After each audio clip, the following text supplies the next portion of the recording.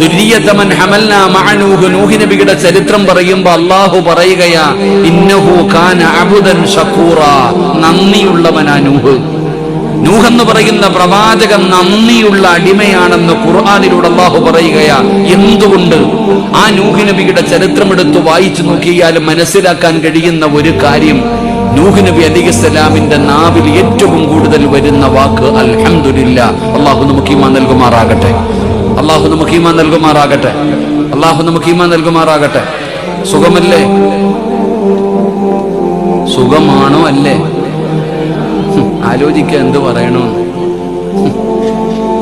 നൂഹ് നബിയുടെ വായിൽ ഏറ്റവും കൂടുതൽ വരുന്ന വാക്ക് ഏതായിരുന്നു?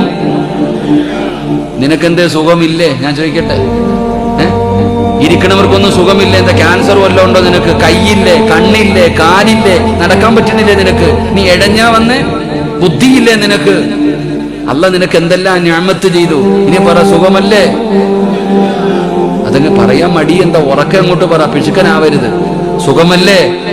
അൽഹംദുലില്ലാഹ്. നൂഹ് നബിയുടെ ഗുണമാണോ അത്? എന്തു പറഞ്ഞാൽ എന്ത് പറയണം, എന്ത് ചോദിച്ചാൽ എന്ത് പറയണം? അൽഹംദുലില്ലാഹ്. അത് വലിയ ഒരു സ്തുതിയ, അത് വലിയ ഒരു ഹംദ. നിനക്കറിയാഞ്ഞിട്ട് അതിന്റെ മഹത്വം, അതിന്റെ മഹത്വം നിനക്കറിയാഞ്ഞിട്ട് അൽഹംദുലില്ലാഹ് പറഞ്ഞാൽ കിട്ടുന്ന പ്രതിഫലം നമുക്കറിയാഞ്ഞിട്ട്.